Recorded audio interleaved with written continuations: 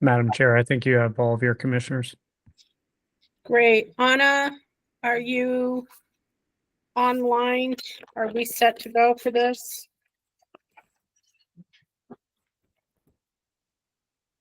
Do I have anybody from the commission staff online for us?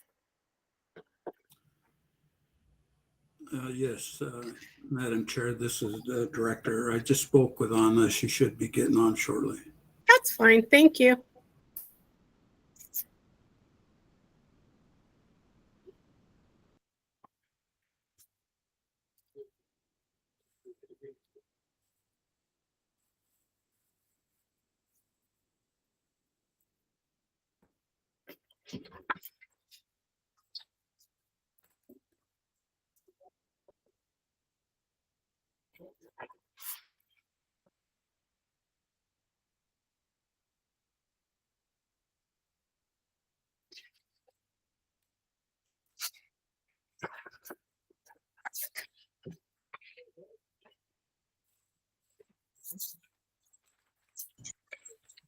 Hi, can you hear me now? Hi, Anna. How are you today? Sorry about that. I was having trouble with my mic. That's quite all Um, right. Do you want me to go ahead and get started? Yes, ma'am. Good afternoon. My name is Ana Armenta. I am the Arizona Racing Commission Secretary. Today is June 20th, 2024, and this is the 724th Arizona Racing Commission taking place via Google Meet. I will do the roll call. Madam Chair, Here. Vice Chair Olson, Present. Commissioner Coolidge. Present. Thank you. We have a quorum. It is now 2:03 p.m. and the floor is yours. Thank you, Anna. All right, I call to order the 724th Arizona Racing Commission meeting of Thursday, June 20th, 2024.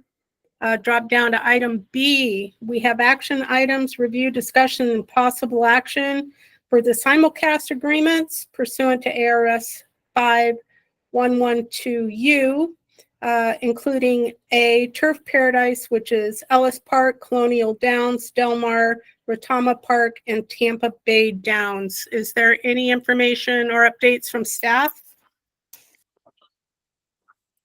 Good afternoon, Madam Chair, Commissioners. I do not have any updates. I did supply and review all the contracts, which were in your packet. The division would recommend all items in B1A 1 through 5 be approved. Thank you very much, Mr. Duncan. And do I have a motion? Chair, this is Commissioner Olson. I'd like to make a motion to move to executive session. All right, I'll second that motion. Anna? Thank you. I have a motion by Vice Chair Olson and a second by Madam Chair French Contreras. I will call the roll. Madam Chair, Yes. Vice Chair Olson, Yes. Commissioner Coolidge, Yes. The total of 3 yeses. It is 2:05 PM and we will move into executive session. Thank you. Thank you. We'll be back, folks.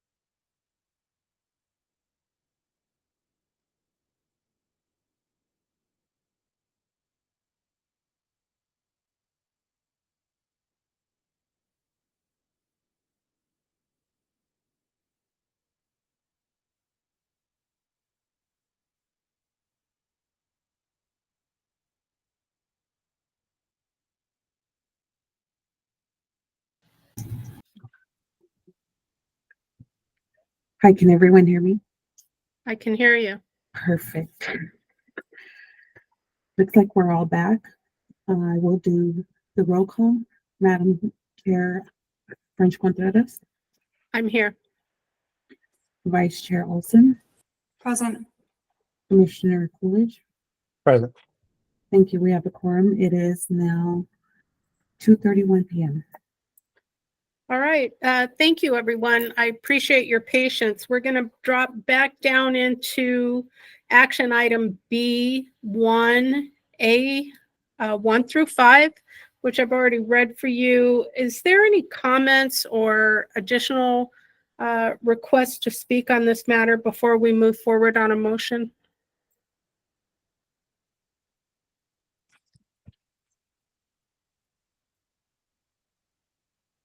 All right. I don't see anybody's hand raised. Oh, there we go. Yes, Vice Chair Olson. Thank you, Chair. My question is for the department, and I would just like an update from the department regarding the application from Turf Paradise, and specifically if you could address whether the application was timely and sufficient in the department's judgment. Yes, Vice Chair Olson, I'll address that. This is Director Casillas. Turf Paradise current permit expires on June 30th, 2024. Turf Paradise submitted a permit renewal application on May 29th, 2024.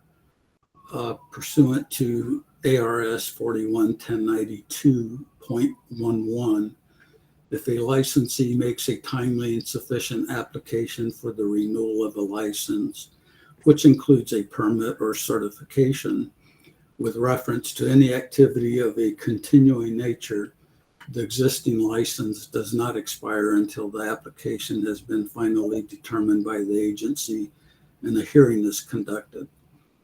On June 7th, 2024, the department issued to Turf Paradise a notice of administratively complete on the application. We are still going through the financial portion of the application, which should be completed prior to the June 11th permit hearing. So that's pretty much the status of the application at this point. Thank you, Director Casillas. And just to confirm my understanding of what you said, because it was a bit faint on my end, did you say it was June 7th is when the department determined it was administratively complete? Yes, ma'am. And that's in the department's eyes a sufficient application? Yes. Thank you. Director Casillas, so what you're saying is we're handling this, dealing with it under the renewal statutes under Title 42 and Title 5, or not Title 5, it's 42-1092-11A. That is correct. Okay, so at this time they have a valid permit, and they're going to have a valid permit until we make a determination in July or do something at the July hearing. That is correct, ma'am. Okay, thank you, sir. Anybody else? I have Mr. Nolan raising his hand. Do I have anything else from the staff before I open it up to Mr. Nolan? All right, Mr. Nolan, welcome. How are you?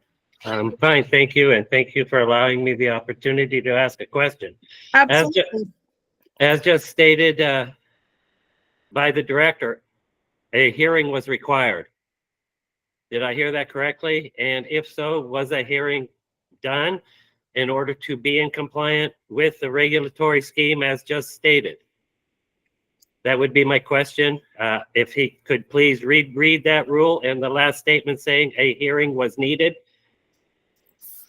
Thank you. Director Casillas, would you like to respond to Mr. Nolan? Yes, ma'am.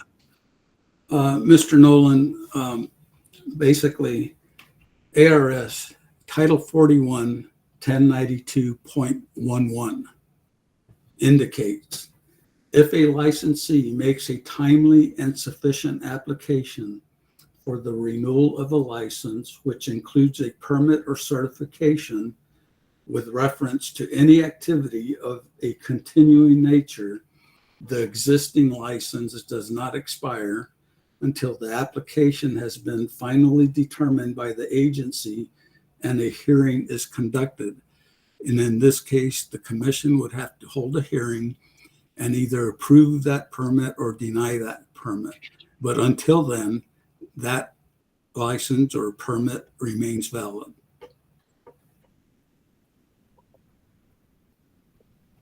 It's valid without having a hearing? The last part of that is a little vague to me. I understand that they have applied and it was prior to 30 days, which was May 29th. And of course, their expiration date is June 30th. And it does state a hearing is required. Please clarify or ask the AG to clarify this. It's in the statute that a hearing is required. And a hearing is scheduled for July 11th. And the any permittee is entitled to due process on any license, permit, or certification until an action is taken by a board or commission denying or suspending a license or permit.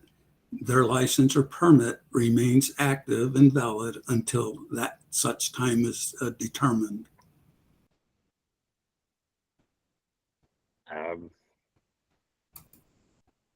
I do have a problem with the way it is being interpreted, that one would think that a hearing would be necessary prior to the June 30th to at least grant the continuance pending the completion of the application process.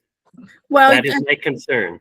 yeah, and we appreciate that, Mr. Nolan. Your concern is noted. However, we're following the statutory language, and Turf Paradise can't be penalized because they timely submitted their application. They're being heard in July. So pursuant to statute, their permit remains valid during the time that they wait for the commission to make a determination. And your thoughts are appreciated. Vice Chair Olson, do you have a comment? Chair, this is Vice Chair Olson. I would like to make a motion unless there's any other discussion on the floor. Please do. I'd like to make a motion to approve agenda item B1A 1 through 5, the simulcast agreement pursuant to ARS 5-112U on the condition that it will remain in place until there is it will remain in place while the license is still active and until a final determination is made on the renewal application. Thank you. Do I have a second? I'll second. Thank you. Anna? Thank you. I have a motion by Vice Chair Olson and a second by Commissioner Coolidge. I will call the roll. Madam Chair Sánchez Contreras, Yes. Vice Chair Olson, Yes. Commissioner Coolidge. Yes. With a total of 3 yeses, thank you. That motion passes. Thank you. Dropping down to B2, simulcast horse racing import signals pursuant to IHA section 3004A3, Turf Paradise 1 through 5, Ellis Park, Colonial Downs, Del Mar, Retama Park, Tampa Bay Downs. Do we have any discussion or reports from staff? Madam Chair, this is Brian Duncan. I don't have any updates on these items. Item B2A1 Ellis Park is complete. Items 2 through 5 are still missing IHA documents. And as always, the department would recommend that Ellis Park be approved and items 2 through 5 be conditionally approved, pending the rest of the documentation being received by Turf Paradise. And again, Mr. Duncan, I would assume that that also is pending the hearing on their permit, correct? That would be correct. Thank you. Do I have a motion? Chair, I'll make a motion. This is Vice Chair Olson. I'm going to make two motions. The first motion will be to conditionally approve agenda item B2A1 Ellis Park to remain in place so long as there is a valid permit and until there's a final determination made on the renewal application. Second. Thank you. I have a motion by Vice Chair Olson and a second by Commissioner Coolidge. I will call the roll. Madam Chair French Contreras, Yes. Vice Chair Olson, Yes. Commissioner Coolidge. Yes. With a total of 3 yeses, thank you. That motion passes with conditional approval. Thank I'd like to you. make a second motion to conditionally approve agenda item B2A 2 through 5 on first the receipt of the pending documentation and to empower the department to proceed without further action from the commission, and two, while there is a active license and a final determination is made on the renewal application. Second. Thank you. I have a motion by Commissioner Vice Chair Olson and a second by Commissioner Coolidge. I will call the roll. Madam Chair French Contreras, Yes. Vice Chair Olson, Yes. Commissioner Coolidge. Yes. With a total of 3, thank you. That motion passes. All right, let's drop down then to C, information report. The first thing we have on the agenda, number 1, track safety report. Do we have staff available? Yes, thank you, Chair French Contreras, Commissioners. Just a few items to report. The first thing I want to mention, many folks know that there's a wildfire in New Mexico affecting town of Ruidoso, and Ruidoso Downs is a racetrack that several Arizona horsemen are at. And so certainly want to keep those folks in mind, all those that live and have evacuated, the firefighters, all the folks involved in that situation. I did have 3 items in the commission packet. The first was the Jockey Club fatality summary for the Turf Paradise 2024 meet.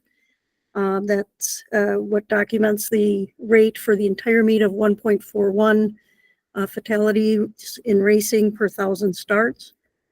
I also included the first quarter metric report from HISA, which goes over a number of safety rules, as well as, again, a review of the breakdowns at tracks, 16 different tracks across the country that participate in HISA.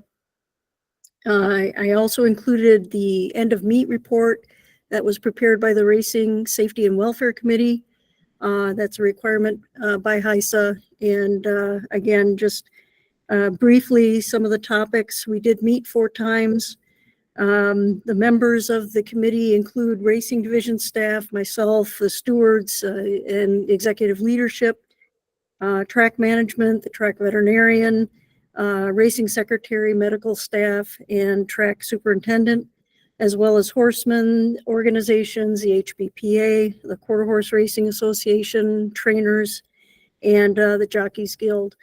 We were charged with reviewing all the safety issues, and some of the highlights of that was making plans for improving emergency response, and evaluating any risks to the riders and horses, as well as looking at the track conditions. So plans have been made for improvement for the next meet. And the biggest benefit I would attribute to this group meeting just as the collaboration among all the different partners and the open communications.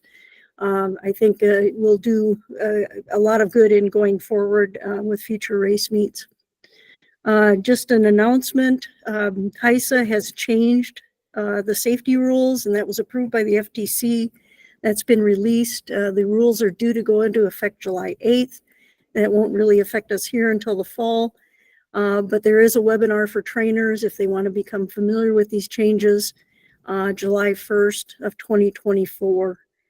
And that's the extent of my report. I'd be happy to take any questions. Dr. Gale, do you have plans for another meeting of the powers that be, yourself and the trainers, et cetera? I believe we'll probably try to meet perhaps in August. I think that was the plan we left off at our last meeting.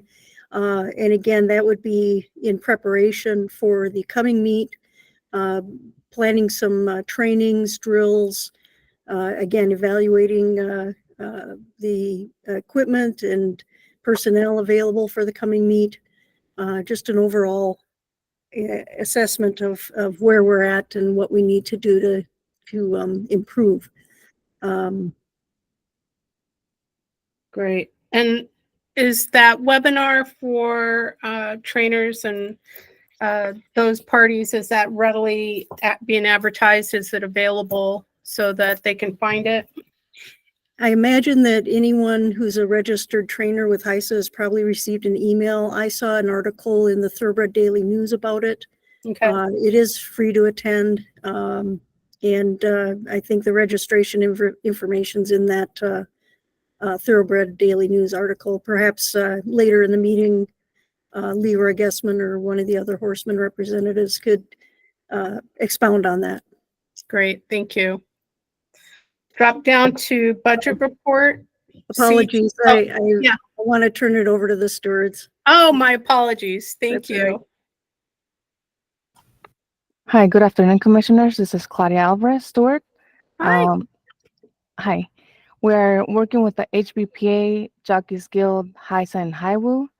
We have not presented an updated list for Mr. Francia. We have inspected the track since the end of the meets, and we have advised Mr. Francia that they can continue to work on items we have addressed on previous lists.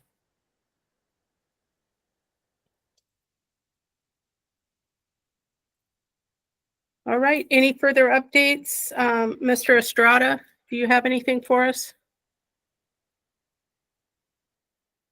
All right, well, now we'll drop down to item C2, budget report. Yes, How are you? I'm well. And yourself? Good, thank you.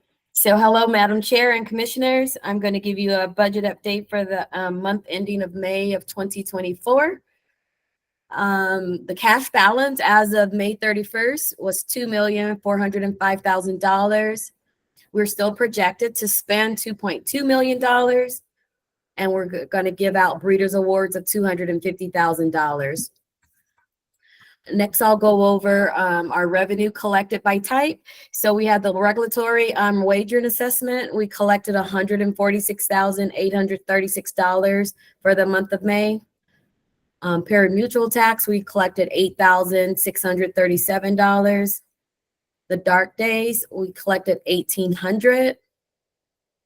Boxing license fees was $2,480. And the racing license fees was $2,592, bringing our total collected for the month of May of $162,346. Next, I'll go down to the expenses for the month of May. So our payroll and employee-related expenses for the month was $211,710. Our legal cost was $7,847,000. We didn't have any billed and rents collected for the month. And then all the other contracted services, including temp staffing, was $2,311. So our appropriation still remains the same at $2,330,700. Go to the next slide, please. And this slide is just showing you our racing appropriation. As I just indicated, $2.3 million. And we are spending on track, as you see, where we are in May. We have one more month for the end of the year that we'll be reporting on. And then our last slide basically is our racing cash slide. And that too, we're spending right as scheduled. Great, Any thank you, Mrs. Roseman. Any questions? All right, not seeing any. Let's move down to 3, legislative update. Thank you. You're welcome. Hello, this is Andrew Hawks with the Department of Gaming. We are short a legislative liaison at the department currently, so I'm going to fill in and provide this update. The budget bill was passed last week, and I'll share with you the budget updates. So our racing appropriation, our main racing operating appropriation stayed the same at $2,435,900. That looks a little bit bigger than what Ms. Roseman just shared because it also includes our boxing appropriation. But it stayed the same from this year to next. Our HISA appropriation increased by $1 million from $355,100 to $1,355,100. And it is anticipated that the state will be paying the HISA assessment for calendar year 24 using this appropriation. The racetrack capital projects and maintenance increased from $1 million to $1.5 million next year. This is pass-through money. We don't use this. We receive it and pass it on to the permittee. And the racing purse enhancements decreased from $5 million to $4 million. This is the same. It's also pass-through money for our department. And then there is some budget language that I'll just read here about first-time starter horses. It says, notwithstanding any other law for race meetings in the years 2024 and 2025, the Department of Gaming may allow a first-time starter horse to race as long as the horse has gate approval and at least 2 timed workouts. One of the timed workouts shall be an out-of-the-gate workout that is conducted within 60 days of the race in which the horse is entered. And this section is repealed from and after December 31st, 2025. Any questions? Mr. Hawks, with this being the final approved budget, is there any chance of any sweeps to balance any budgets, or are these pretty solid? There's no chance. I confirmed yesterday that none of our funds are being swept this year. Excellent, thank you. I have a question, hand raised from Dr. DiFilippo.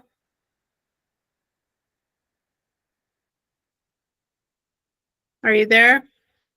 Yes, can you hear me? I can hear you. Thank you, Chair Contreras. I do have a question for Mr. Hawks. On the appropriation for the capital projects at 1.5 mil, that being a pass-through, is that slated for, let's say, any track in the state that would have, or I should say any operator that would have a valid license to operate racing operations in the state of Arizona? The language states, forgive me, let me find it really fast.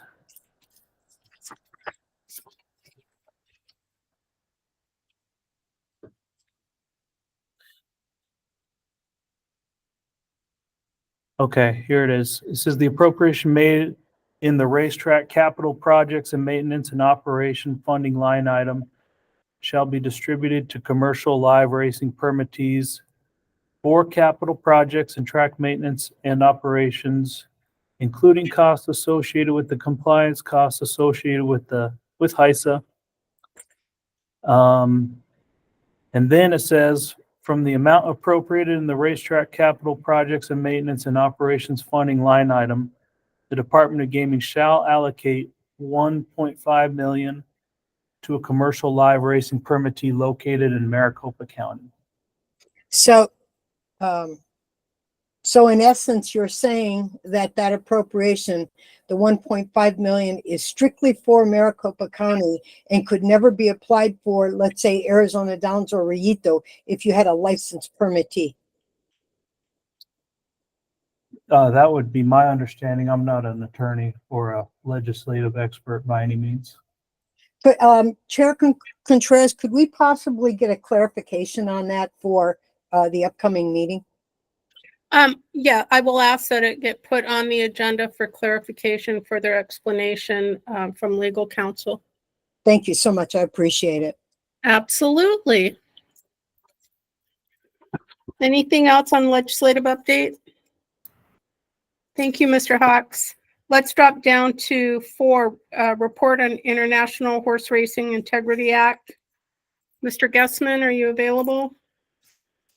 Yes, Madam Chair and the Commissioners, Leroy Gussman with the National HBPA. I'm kind of sound like a broken record, but there's still been no movement from the 5th District Court. That's the one that the HBPA's main lawsuit is being handled by. The update I got this morning was, and they feel both sides, attorneys, I think, agree there is a case with similar ramifications or similar issues currently in front of the Supreme Court, and the 6th District Court, which was the Oklahoma AG suit against HISA, was appealed to the Supreme Court, and they're waiting both to see what the Supreme Court does with the similar case, and they're waiting on the Supreme Court's decision if they will hear the HISA case from the 6th District Court. So that's kind of the reason for the holdup, is the understanding of the attorneys. So hopefully that will move along sooner than later. Anyway, any questions, I'd be glad to answer them. No, sir, I appreciate it. Do I have any questions from my fellow commissioners? No, ma'am. Thank you. All right, let's drop down to permittee reports. American Greyhound Racing. Madam Chair, members of the commission, Aaron Feinberg for American Greyhound Racing. No update this month. Thank you. Thank you, Mr. Feinberg. How are you doing? Doing well, thank you. Good, glad to hear it. How about county fairs? Chair Contreras, this is Dr. Joanne DeFilippo and commissioners. As far as RIITO goes, we actually, as of last Friday, we were working with Mr. Greg Stiles, the National Accreditation Manager for HISA, and so I'll say we're commencing that continuation from the assessments that were done in 2022, as well as the county is finalizing the RFP. Great. Do I have? And Go ahead. we too are waiting for either, it wasn't today, tomorrow, next Thursday or Friday, the Supreme Court decision from the Northeast Fisheries on the case that will have an impact on HISA. Yeah, I agree. Yeah. Any other questions or comments from the commissioners? All right, let's drop down to Turf Paradise.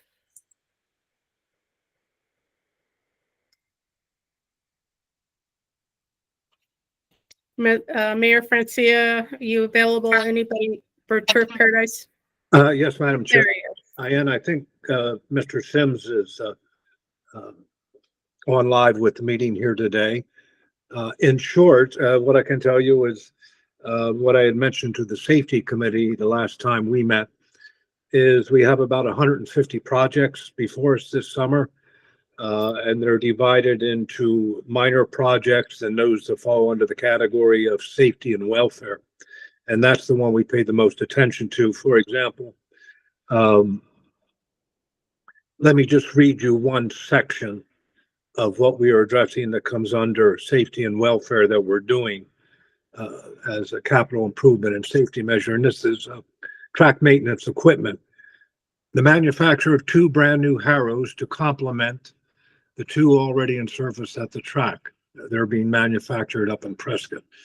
The refurbishing and repair by Stoltz and Dynamic Diesel companies are the following: 7 tractors, 4 water trucks, motor grader, installation of laser beam balance system, sand and seed spreader trucks, paramedic, jockey, ambulance, chase truck for track vets, installation of additional 10,000 gallon water tank in the maintenance area, and that's during the summer, actually during the warm weather in October. And then, of course, when we get to April and May, what happens is the horses naturally drink more water. That puts a strain on the system, and that the well is on Bell Road. It comes down to 19th Avenue, south on 19th, and then into the racetrack. The priority stop it makes, that is number one on the well list, it goes into the stable area for the horses. Second stop is the maintenance area, so that we have water for the racetrack, to put water on the track during training and racing. When the consumption rises like that, sometimes the maintenance area tank that's already in existence grows short of water, and we have to scramble to make things fit. So what we have done is we're putting an additional water tank in the maintenance area so that this does not reoccur. The track and maintenance equipment area is just one of several areas that fall under safety and welfare. I can send the list I'm preparing is being typewritten for the department. They have requested it, and so I'm sending it forward to them, everything that we are doing, and I'm sure they will share it with the commission. But that's what everyone right now is involved in, are the different projects that have to be completed before the horsemen arrive in October into the stable area. Thank you. You're welcome, Madam Chair. Mr. Sims, anything to add to that? Yes, I can just tell you that Mr. Francia outlined every single piece of operating equipment we have is being gone through. And all the other projects they've already started on potholes, and just like he said, 150 projects. So we'll be busy during the summer, but ready to go when the meet starts. Thank you, sir. Thank you for the time. All right, let's drop down to number 6, optional industry stakeholder association updates, not to exceed 3 minutes. We have the Arizona County Racing Association. Chair Contreras, Dr. and Commissioners, Dr. Joanne DeVilpa. Now, we don't have anything new to report because everybody's kind of off for this summer. Thank you. How about the Arizona Quarter Horse Racing Association? Yes, Madam Chair and Commissioners, Leroy Gushman with the HBPA. I'll just kind of fill in for both Quarter Horse and the HBPA. Mr. Yoder is on a well-deserved vacation in South Carolina currently. I just want to kind of reiterate what Mr. Francia said. They are working on several projects back there. I visit with Mr. Francia once or twice a week and go out the track. They have completed the K-row on resurfacing. We're still waiting on getting the rest of the streets done, but they have done an excellent job on the K-row. I was very happy with the results of the patchwork they had done there. We're also, as Stuart Alvarez mentioned, they are working on a current list for safety items for Turf Paradise. We're waiting on that list, and then we'll be helping Turf Paradise with those projects. I do want to mention also that the HBPA, the Quarter Horse, and we hope the breeders also join in along with other Arizona concerned racing entities. I'm working with Robert Hartman with the University of Arizona, and we're going to be doing an economic impact study to show the impact that Arizona racing has on the economy of Arizona. And I bring this up at this point just to say that and I will bring it up in the future meetings, is these impact studies. I've done 3 of them in Iowa when I was there. These things are only as good as the results of people filling out the questionnaires and sending them in. So once this thing gets on the move and we get questionnaires out, it's very important that all people that are participating in Arizona racing answer these questionnaires and get them back to the university so they can do a complete study. We're spending a lot of money on this project, and but we feel it's very necessary to get the word out on what Arizona racing does mean to the Arizona economy. That concludes the report. Thank you, and to answer any questions. Mr. Gessman, when do you think that will start and finish, that study? Well, as soon as we get the contract signed, they will get started on it. I would say late August, early September, the questionnaires will go out. I will keep people updated in the future meetings, but and we will obviously be emailing everybody we have an email address for. But then they have to wait for the questionnaires to come back, and then they have to compile all the information. We're hoping to have something ready by the end of December or 1st of January as far as the complete report.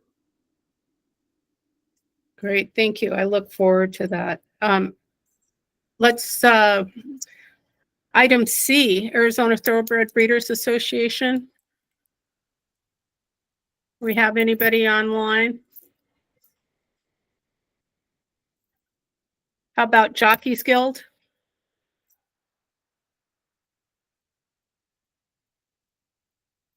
All right, let's drop down to D, Commission Report.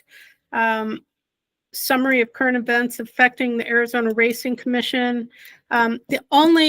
I don't have a report, but I do, of course, still have the same 2 redundant questions. I apologize, Director Casillas.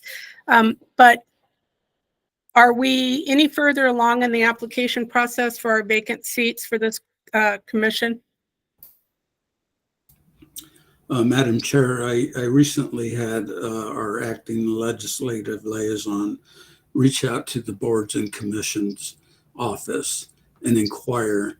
We did get a response from them. They said they have received several applications, that they were still vetting them and had not sent them to the governor's office for review as of yet. Okay, and are they still available to continue taking applications then if we have individuals interested? I believe so. Great. And how are we doing on a replacement for Max? That is in progress. We are currently looking at individuals. I don't know how quickly this will go, but it is in progress. Great. I appreciate it. Anything else from any of my other commission members? Nothing here, Madam Chair. Nothing from me, Madam Chair. Thank you. Identifying matters to be placed on the future agenda. We did discuss the pass-through $1.5 million. We'll review that. It'll be up to staff whether or not that'll just go back on the legislative report or whether they'll make it a separate agenda item. And I do need to remind everybody that any legal review is not for the benefit of outside individuals. So like Dr. DeFilippo, if you have some legal questions, you may want to also consider independent counsel. So anything else that we need to look at before we go to call to the public? All right, I have Mr. Hayes, you've raised your hand.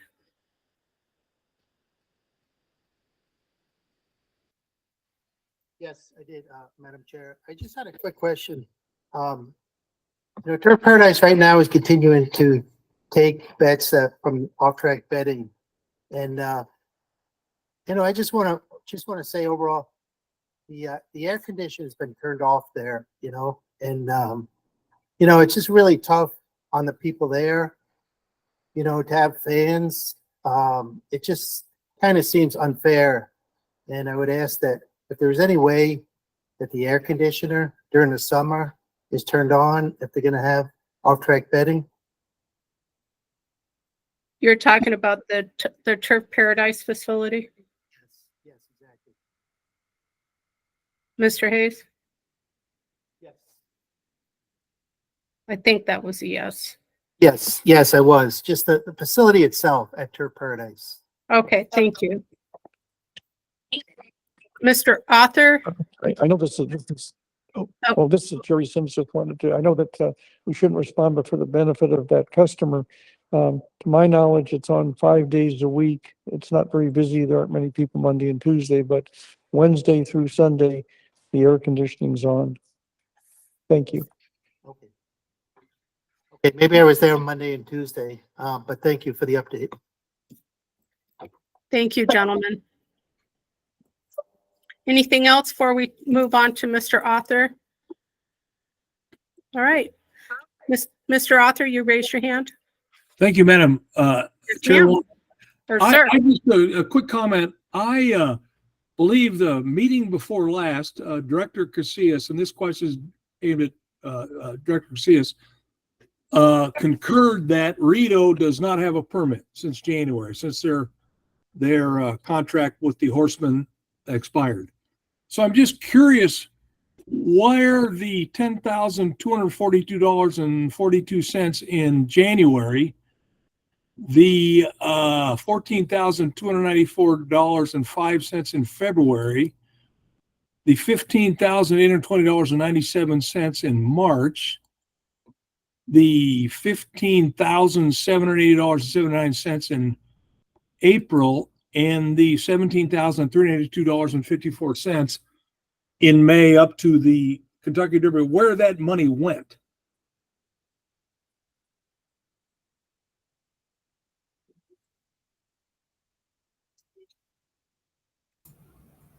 Is that a question to staff? No, that, as I said, is directed to Director Casillas. Mr. Casillas, is that something, or Director Casillas, is that something you'd like to address now, or do you need to look at the documentation and get back to us? I can try to address it. Mr. Author's concerned about this revenue regarding Rito and their permit expiration. As I stated earlier, regarding the Turf Paradise permit and the simulcast signals. With Rito, they expired in December.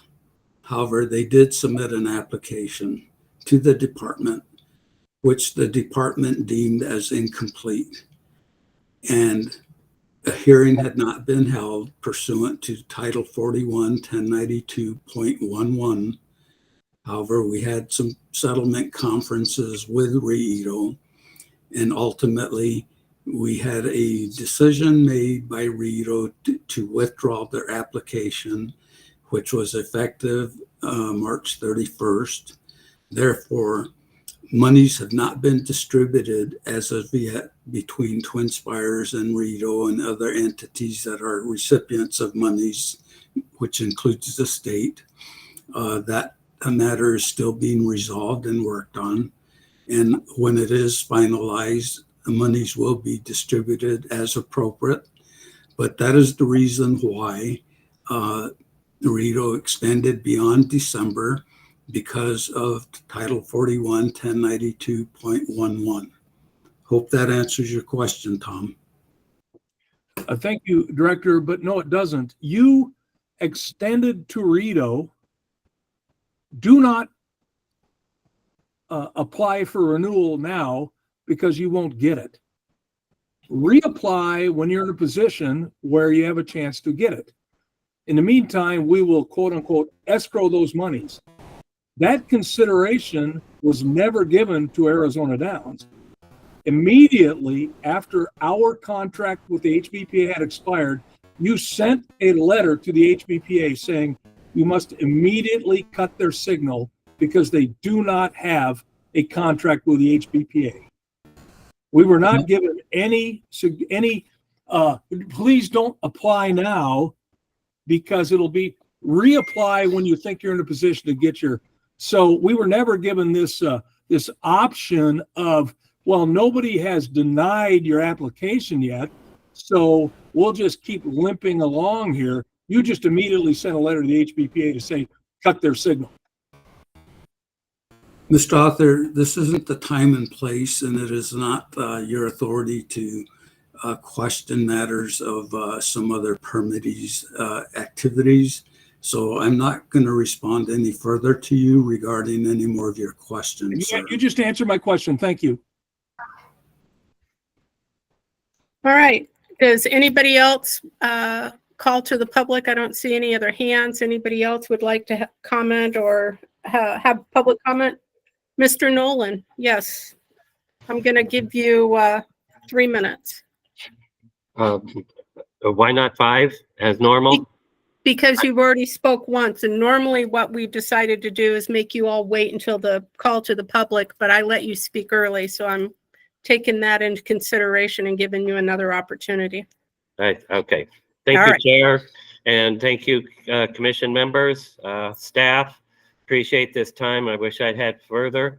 I also like Leroy Guessman. I feel like a broken record and trying to bring awareness to continued debacle that has occurred and continuing to occur. One of the concerns being the item missing in item B1, Los Alamitos, why it's not on there. We do know that obviously there would probably be a recusal by one of the commission members, therefore it wouldn't, that would be unable to move forward. However, that should be addressed on a commission.